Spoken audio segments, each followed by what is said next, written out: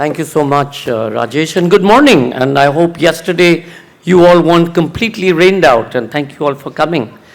Um, how many of you have got 100% in mathematics or science? Whoa! Okay. Well, I got 4% when I was in my 11th standard. I got 4% in math. But it was really when I discovered Marcus de Sautoy's work and Simon Singh's work on mathematics that it opened my mind to what mathematics can do and how amazing it is. So now I blame my 4% on my teachers rather than on myself, that they made this fear of mathematics so intense that I didn't go to class. And if you had a professor like this or a teacher like Marcus, you'll actually love everything. Marcus has been coming here to the Jaipur Literature Festival and many festivals across the world for a number of years. And we've been in conversation, I think, in many different countries about math, about sciences, about discovery, about AI, about intelligence. And today, you're going to have an amazing understanding, perhaps, of games. Games are separate from sports. As you can see, Marcus and I are both sort of slim, not quite sporty type. So he decided that rather than doing football or cricket, he would look at games. How do you do mind games? How do you play games? And one of the things I'm going to leave with you all, before we ask Marcus to take over the stage, is games actually shape us, right? Because you want to, I'm sure you all of you play games on your thingamajig, on your phone. Yeah, Mohit, you play games on your phone? I thought you only play mental games. How many of you, do you all play games on your phone? Yes? Only, yeah? None of you at the back play games on your phones? Yeah. So those shape you. And what I would be interested in, Marcus, perhaps at the end, is that because games shape us and make us curious and shape the way that we look at the world, today's games, which is mostly about destruction and who kills whom, I wonder how much that's got into our psyche and has led to the cycle of violence that we're seeing around us. But that's really on the depressing side. Yes. Ladies and gentlemen, Marcus de Sautoy. Thank you. Sanjoy, before you leave, I can't start until Sanjoy does something for me. So I have a virtual set of dice here, and he's going to tap the screen, and we'll see whether I'm allowed to start. So could you tap the screen? Just tap anywhere. Great. What did we get? 4. 3 and a 1. That's not good enough. I can't start yet. Double 6. Right. 6 to start. I can get and start my talk. Great. 6 to start. 2 no trumps. Knight to C3. Some of the great opening lines of the wonderful stories that humanity has come up with over centuries of playing games. We've been sitting around the kitchen table, around the campfire, playing games as much as we have been telling stories.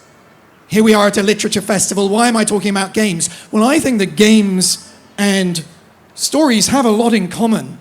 They have a kind of drama to them, a beginning, a middle, and an end.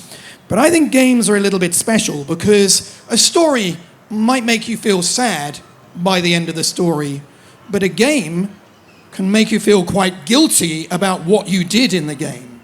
Because in a game, you're an active participant in the story. When you're reading a novel, you're passively being told the story. Playing a game, you're a character in that story. We as a species have been playing games for many, many years. In fact, many people believe that games have been an important part of our evolutionary journey, so much so that it's been suggested that our species should be called Homo ludens, the playing species, not Homo sapiens, the thinking species, because of the role of games in where we've got to. So why were we playing games? Many people have different theories. A game has a set of rules. And as soon as we understood that the universe is controlled by rules, these games became a little experiment to see the consequence of those rules.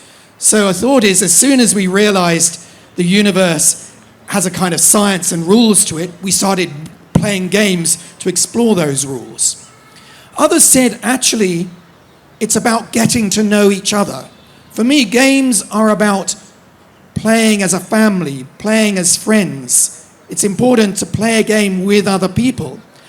And if you play with other people, then you need a theory of mind. You need to think, what is my sister going to do if I make this move?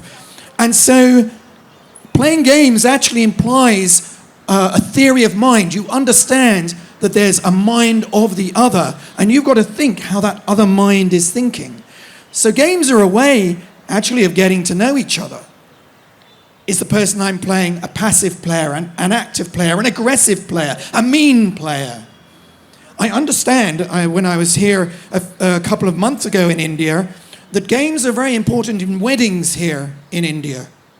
Very often in a wedding, the bride and the groom may not know each other very well, and it's quite difficult at the beginning of a relationship. So you use games, I understand, in a wedding quite often to get to know each other. Another safe place to play games. But maybe games don't have any point at all. Maybe we play games because they're a wonderful waste of time. Maybe we shouldn't be looking for a reason to play games.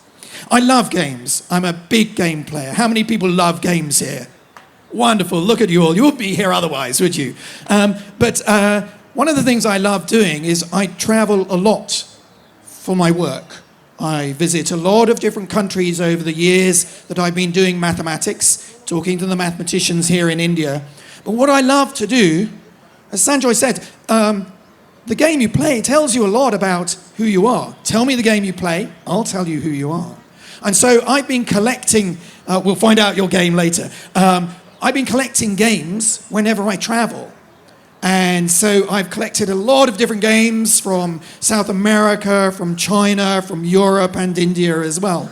And I thought I would share some of my stories about this game, with these games, in a book. So I decided, I will write a book, and I've been going around the world. So I listed all the games that I wanted to talk about. And quite magically, I found I had 80 games. It was almost like a miracle. I was thinking of calling it Around the World in 67 games or something, but I had exactly 80. So you may know a very famous book called Around the World in 80 Days. So I thought I would use the story of Jules Verne that he tells of Phileas Fogg going around the world. Here's the cover of the book, one of the editions, early editions of the book. And actually, games are very important to Phileas Fogg. He spends a lot of time playing games on his journey, and he's not interested in the countries he visits at all. When he arrives in India, in Mumbai, in the gate of India there, he doesn't see India out the window. He's playing a game of whist, and he's about to achieve a grand slam, 13 tricks. He's going to win all the tricks, and he completely misses the arrival in India. So games are actually very important to Phileas Fogg on his journey. Now you might wonder, why is a mathematician standing up here talking about games? We've got lots of historians here and anthropologists, sociologists. Surely that's the person you want to write a book about games, if it's going to be a history or geography. But actually, I think mathematics is very important to games, to playing games, for making games. I believe, and the thesis of my book, is that games are a way of playing mathematics. And if you understand the rules and the implications of those rules, then it's going to give you an edge in playing your games. So any game players out there, my book is giving away all the tips I use when I play games. My family have stopped playing games with me because they say, Dad, you know all these amazing tricks, and you always win. It's not fun. So I've decided to give away all my tricks in this book, and I will share a few of them with you. So what I would like to do in our time together is to take you on a little journey. I'm going to take you around the world. Not in 80 games, we won't do them all, but a few of my favorite games. And we're going to start, just as Phileas Fogg, he starts in London. And so we're going to start in London, actually. And I'm going to take you to the British Museum, a wonderful venue in London, which is full of interesting objects, including one of the very first board games. This is a game called the Royal Game of Or, and you can see a picture of the board here. It's a beautiful board with all of these little patterns laid in the board. Kind of interesting shape, isn't it? Well, this is called the Royal Game of Or, and it was discovered in the Sumerian city of Ur in ancient Mesopotamia. It dates back 5,000 years. This is a 5,000-year-old game. It's a racing game. You have to race pieces around the board. And one of the interesting things is the dice that we use. You probably use dice in your games, but you use little cubes probably, don't you? They didn't use cubes. They used little, what we call in mathematics, tetrahedron, which are little pyramids, triangular-based pyramids with 4 triangular sides. And you would throw these, and there would... That's a bit funny, because if it's a pyramid, it's a point sticking up. So you coloured 2 corners, and then you would count the number of coloured corners pointing up, and that would be your move in the game of Or. Now, this game actually gave rise to what I believe is one of the great games that humanity has come up with. Another racing game. I wonder how many people, anyone here played backgammon? Yeah, we got a few hands up for backgammon.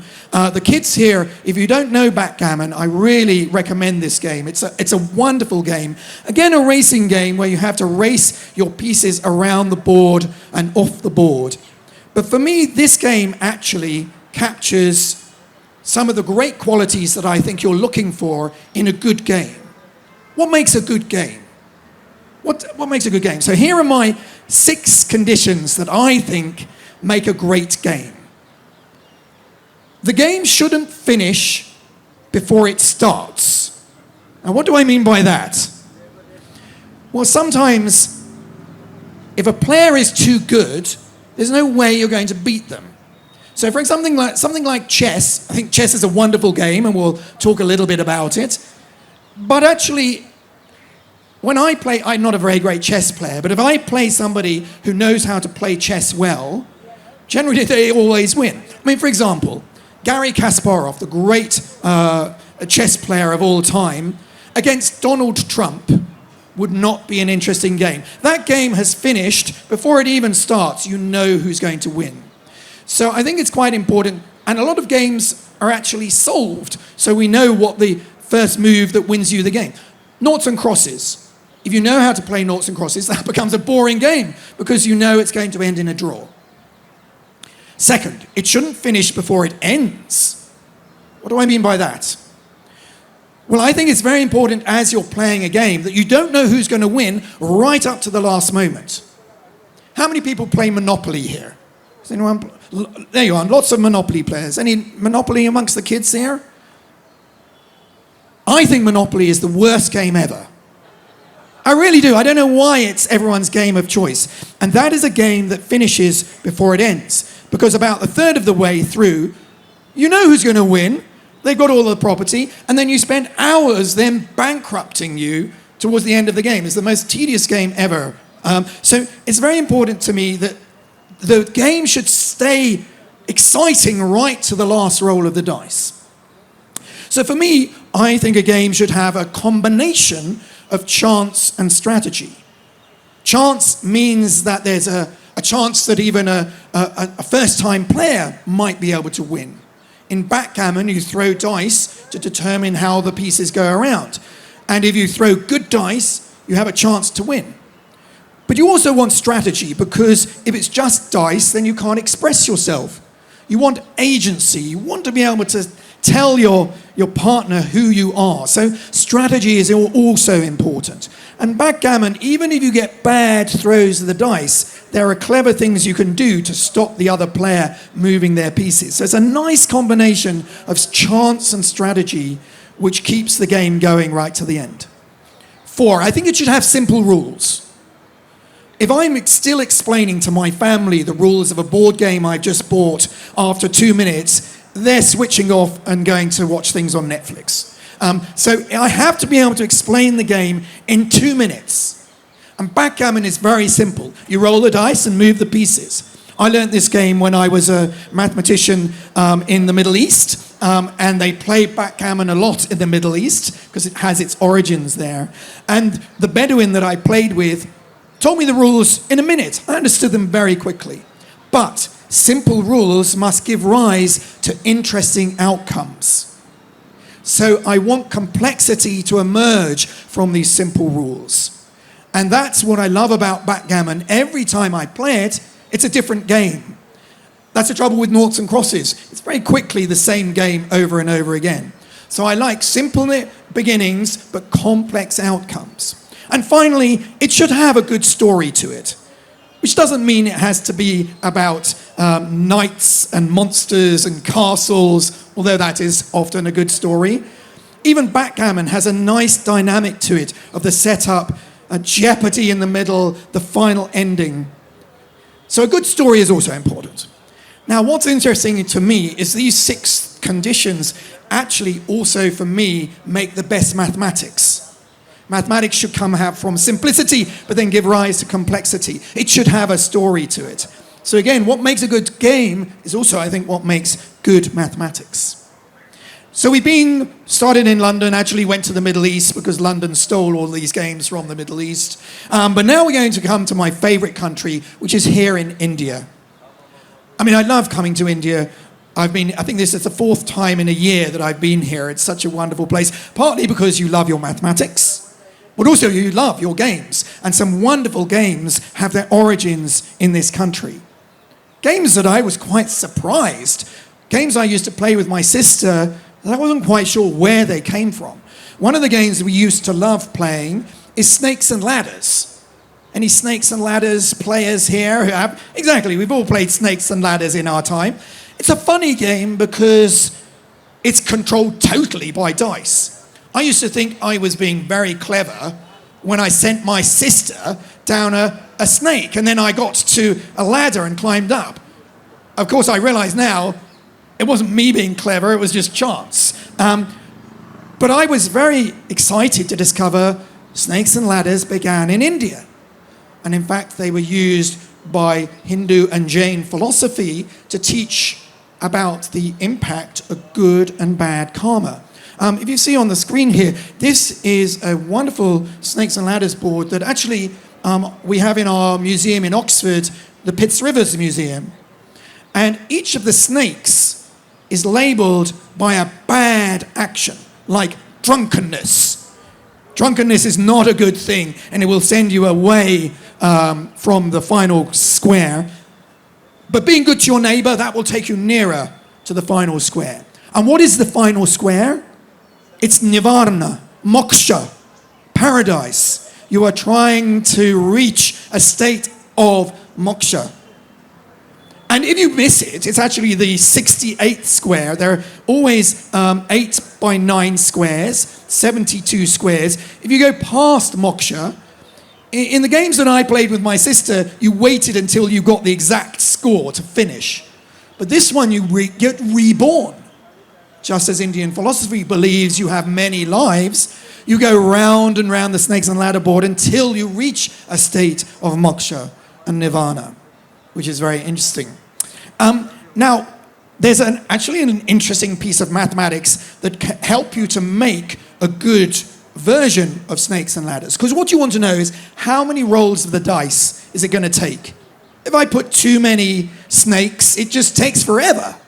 Too many ladders, it might finish too quickly. So I don't know whether there are any mathematicians here, but I'm going to show you a little bit of mathematics. I'm going to push you a little bit, but don't worry, I'll bring you back in again. But I'm quite intrigued by how this piece of mathematics gets used to make a game, make a good game.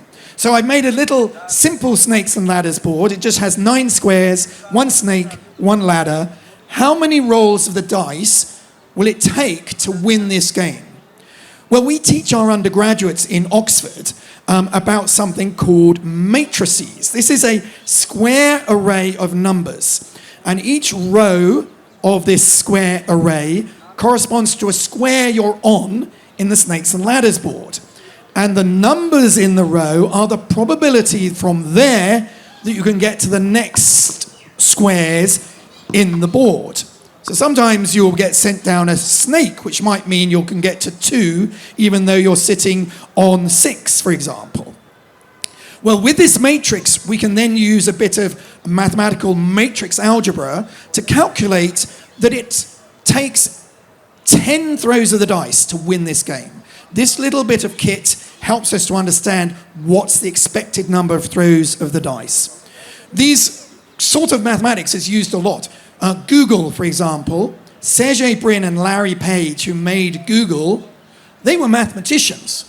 And they use these matrices to help you find every website you visit on the internet. These are the tricks which make Google work. Quantum physics as well uses these kind of tricks of these arrays to work out energy levels. So let's go back to my Indian board that we have at the Pitts River. I did a calculation. This is a very, very big matrix, 72 by 72.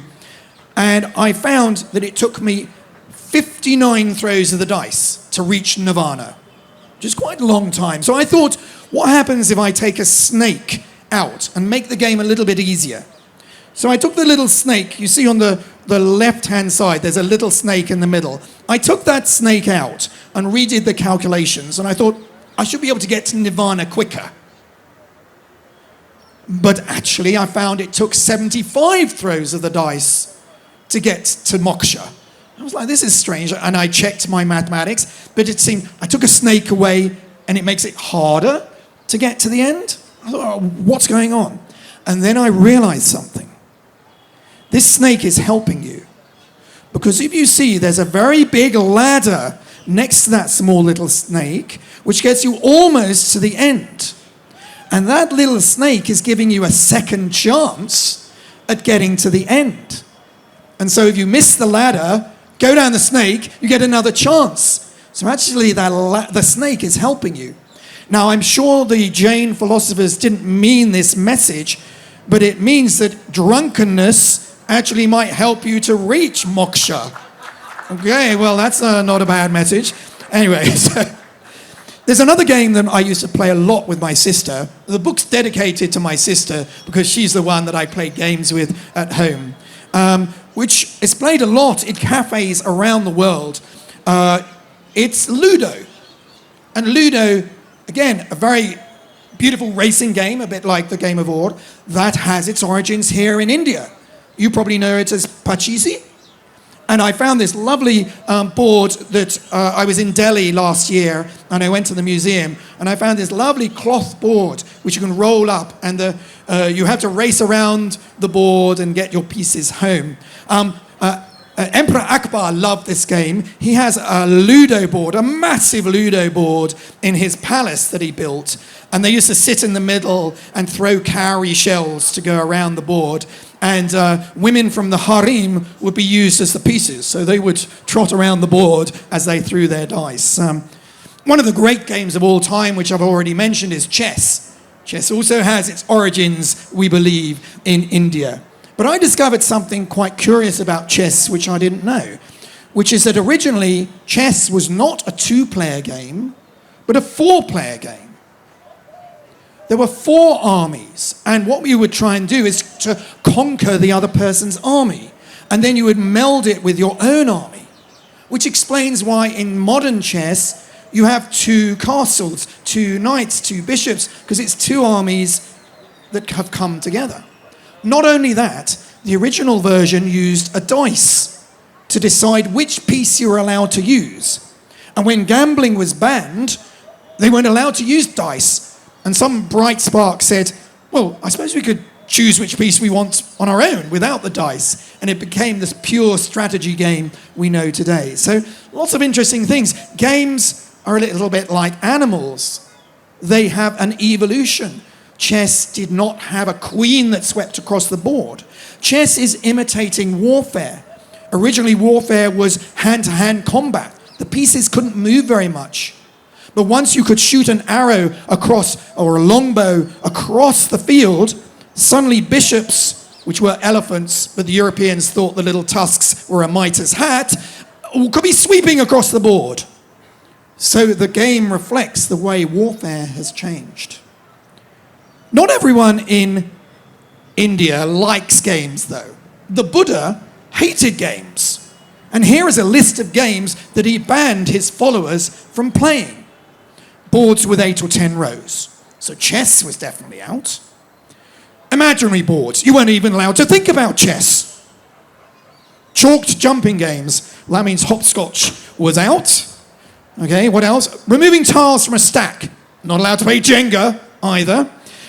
Anything with a dice, well, that goes snakes and ladders and backgammon. That's a lot of games out. Monopoly. Guess the painting.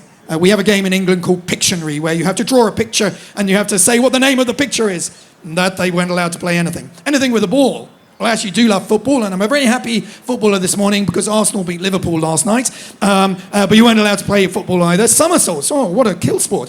Guess your opponent's thoughts. 21 questions, not allowed to do that. Imitating deformities. That was even a game. That one definitely should be banned. But the rest of the Indians love playing games. One of the games that I've loved discovering here is Ganjifa cards. How many people have a set of Ganjifa cards at home? How many people even know what Ganjifa cards are? We've got 2 people.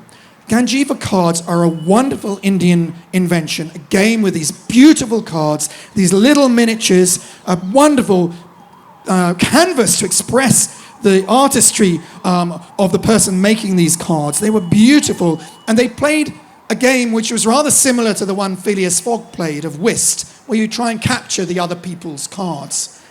But unfortunately, these cards got wiped out when the European cards with spades, hearts, diamonds, clubs arrived. They were so easy to print. In England, we have squirrels with lovely little tails. We used to have these beautiful red squirrels. Small, delicate little beasts, really beautiful. Then the grey squirrels arrived, wiped out all of the red squirrels. Ganjifa cards are the red squirrels of cards, and the European cards have wiped them out. But there are a few studios which are now remaking these cards. In Mysore, for example, and it's one of my aims when I come back. I'm coming back to bring a play that I've written to India in the autumn.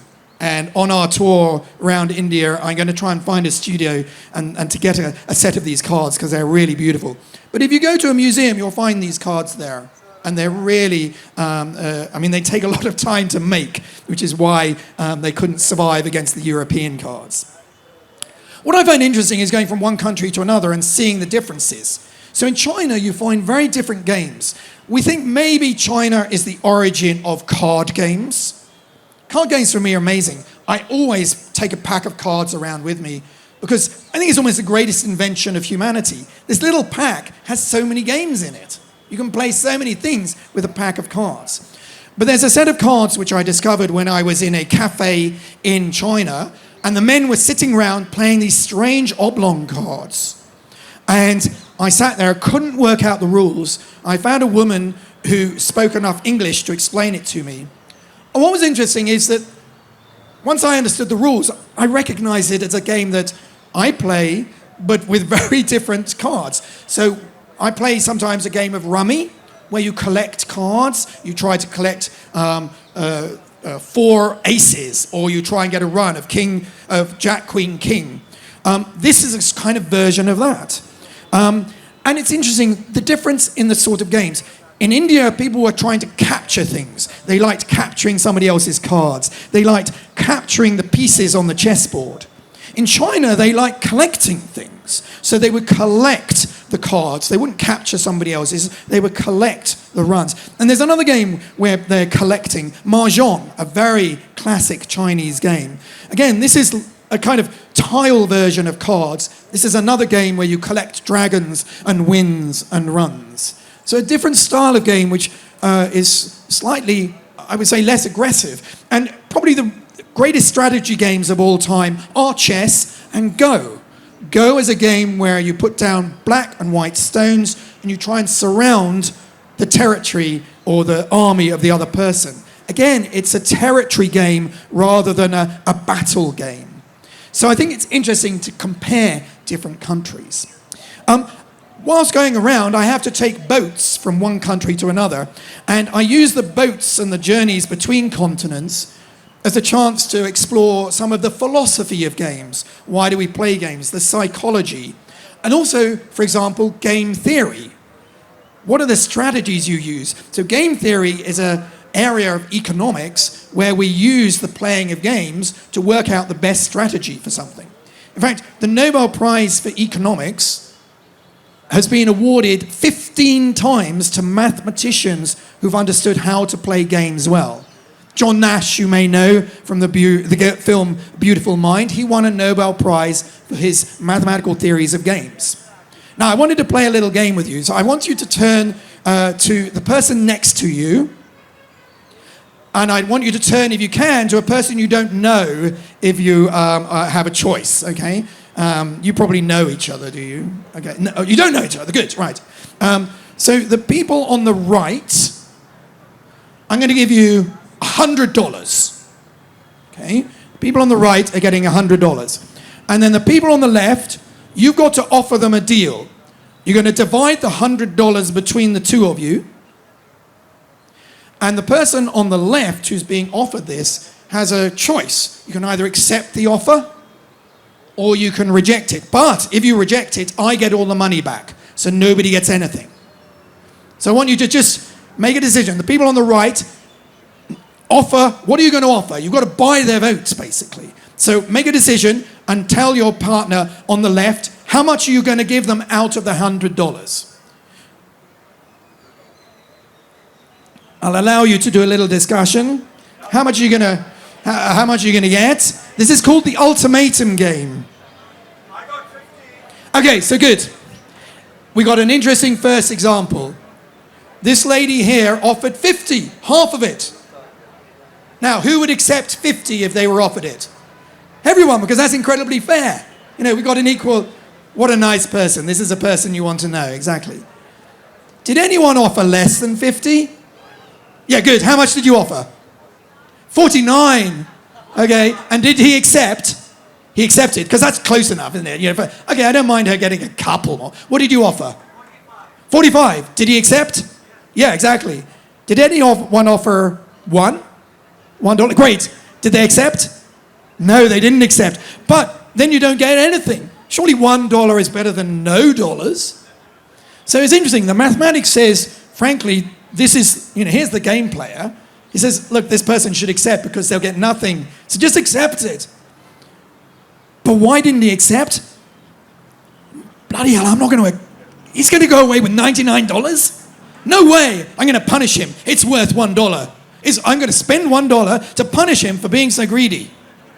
So what's the kind of threshold? Where's the moment that you say, okay, look, he's not giving me or she's not giving me very much, but it's still enough to think I don't want to spend it punishing him or her. Well, interestingly, there's a piece of mathematics called the golden ratio. Golden ratio we have in art and nature, but it also says the sweet spot here. The golden ratio, if you've got two numbers, suppose you're offering, you've got the sum of money and you're offering your person on the left B dollars and you're keeping A dollars. If the ratio of A, what you're keeping, to the ratio of B, what you're giving away, if that is the same as the whole total, $100, A plus B, to what you're keeping, we say the number is in the golden ratio. And it's about $39 is what you're offering. And this seems to be the sweet spot. And you can sort of feel why. Because the person who's being offered the money, they're in a weak position. They don't have any money. The person offering has got $100. They've got some power there. So you sort of feel, provided what I get to what they keep is the same as what they keep to the whole sum, I'm kind of happy. So that's why we saw people accepting 49, 45, but rejecting 1. So somewhere it's about 35 to 40. We've sort of, anything less than 35, we're starting to get itchy. So there's a lot of wonderful game theory inside the book, which is part of playing games. Okay, we're going to make a trip. I want to have some time for questions, but there's so many wonderful stories to tell you. Monopoly. Some of you are Monopoly players, a game which started in America. I don't like Monopoly, but I'm going to give you a hint about how to play this game. What are the best properties to buy? Well, what's the most visited square on the Monopoly board? It's the jail square, because there are many ways to go to jail. That square opposite, throw 3 doubles, chance card. You can't buy jail. But then what's the most likely throw of a dice out of jail? It's around 6, 7, and 8. Because there are many ways to make those. To get the double 6 that Sanjoy did, That's very rare. There's only one way to make that, 2 sixes. So after throwing the dice out of jail, many people arrive in the orange region of properties. So those are the ones you should buy. You buy those, stack them with hotels, bankrupt all the other players, and win. So there's my little trick for Monopoly. But we're going to head now to Europe, because Europe today is where some of the great games are being made. This is really the modern center of game playing. Many of these games are very aggressive in nature. There are a lot of war games, and games are actually a good way of sort of mimicking warfare, and some of the early games were used for strategy. There's a game called Risk, which I love playing, which is about taking, I see a few nods there. Risk is about taking over the world with your army. And there are different continents, and one of the big questions is, which continent should I try and occupy? So I've done a little mathematical analysis, and I've discovered that the way the map is connected, this is a topological map of Risk, not a geometric map. And it shows you that North America is actually quite safe because it's not connected to many other continents. So my little tip for you for Risk, occupy North America, you'll be able to hold it, and then it generates more armies. Whilst traditionally most people think go for Europe because it generates more armies than America, but it's more vulnerable to being attacked. So a little bit of topology will help you to understand Risk. Now in Germany, war games after the Second World War were not terribly popular. In fact, they were banned by the government because they didn't want to, Panzer Division didn't really hack it as a game that Germans wanted to play after the Second World War. And so war games, which were traditionally the games that people were making, didn't want to make them. And some game developers said, why don't we create a new prize to try and stimulate new game development? So Spiel des Jahres is kind of the Oscars of game playing. And this has generated some wonderful new games. Backgammon, I think, is one of the great ancient games. One of the great modern games is the Settlers of Catan. This is one of the greatest, if you haven't played this game, this is one of the greatest games that has been developed in modern history. It's developed by a German dentist. And it's a settling game, it's a bargaining game. You'll have to talk to your fellow players about how you're going to trade things. I love it because of the board, because it's made out of hexagons, which is my favorite mathematical shape.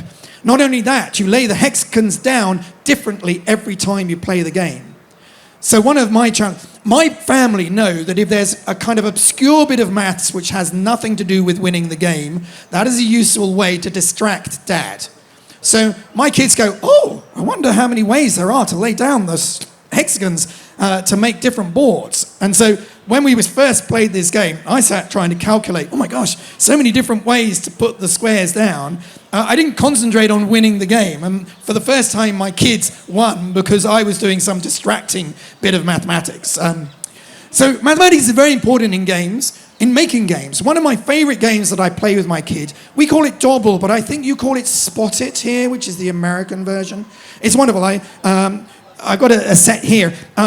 These have 55 cards inside, and every card has 8 icons on them, little icons like clowns and sunflowers. I'm going to show you 2 cards. On each card, there's always one icon common to each card. So I'm going to show you this. Can you shout out what is the symbol that's on both of those? A spider. Well done. Very quick. But I can sit there for ages going, there's nothing in common. My kids are very good at this, so they spot the icon. But the thing for me is, how do you make a game where 55 cards, each with 8 icons on them, that you can guarantee that they'll always choose 2 cards, there'll always be an icon in common. If you want to come to the sign a book afterwards, I'll show you these games and we can play. We'll take up 2 cards. Well, there's a wonderful bit of geometry hiding behind here, because these cards are the points in this geometry, and between 2 points there's always a line, and the lines are labelled by the little icons, the clowns and things. So here's a little mini geometry. This has got 7 cards, 3 icons on each card, and 7 lines. Okay, a circle is a line in this case. And this can make a very small version of Dobble. or spot it. But this game has 55 cards. It should have 57 actually, because the geometry it's based on has 57 points. So that's interesting, they dropped 2 cards. But I love this game because an amazing piece of mathematical geometry makes a beautiful game that any kid can play.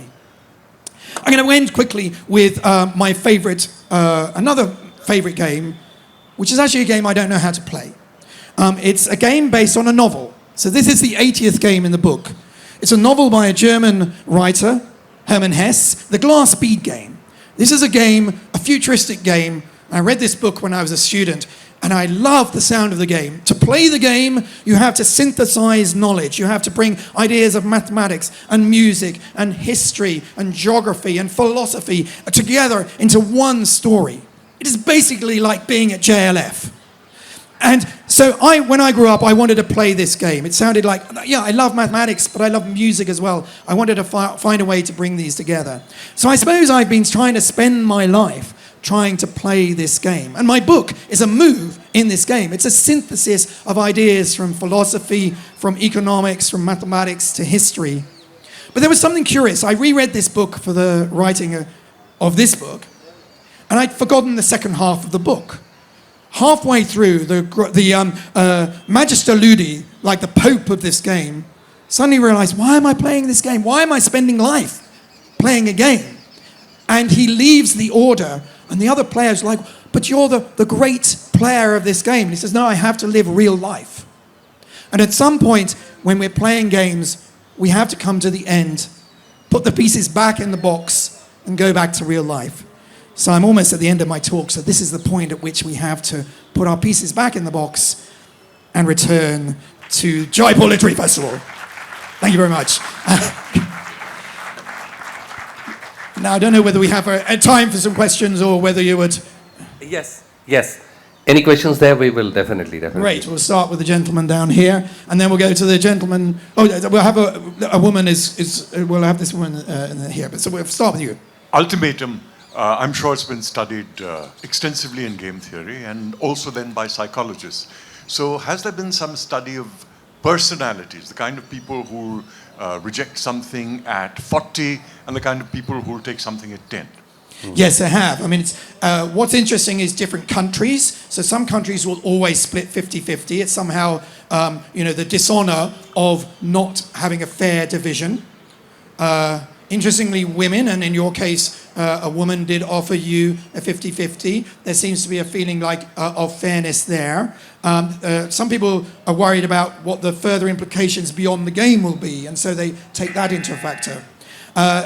If you're drunk, you tend to be rather aggressive and reject. So they've done studies of playing this game with people sober and drunk. The other interesting thing which varies, if it was $1 million and you offered me 100,000, I'd probably accept that. That would make a big change in my life. So that's also an important factor. I won't spend 100,000 punishing you for keeping nearly $1 million. So this is a very interesting game. Great, we'll have the woman there, and I think then we'll have to I've just been honked at by my screen. So I'm curious to know if you've noticed any structure to the games that remain persistent over time. Like, why do we still love chess and backgammon? Yes, I began to, because I kept on trying to find new games that I'd never seen before. I often saw games in different clothes, but I'd find the game mechanic was something I did recognize. And I began to come to this kind of theory that maybe just as we believe there are 7 stories, which the ancient Greeks have already told, and we just retell them in different ways, maybe there really are just 7 different games. A racing game, we quite enjoy races. An aggressive war game, a collecting game. We've got a new idea of collaborative games, which I think is a new genre of games where you all play together against the game. Invented by a husband who loved playing with his wife, but his wife was very dismayed that he would use such horrible psychological tricks to win the game. She said, I'm not playing with you anymore. And he invented a new game called Pandemic. Perhaps not a game we want to play at the moment. But actually, it's about working together in order to beat the game and stop the pandemic spreading. So there are new genres of games, but very often you recognize almost like 7 stories, 7 games. Thank you so much for being a great audience. Thank you.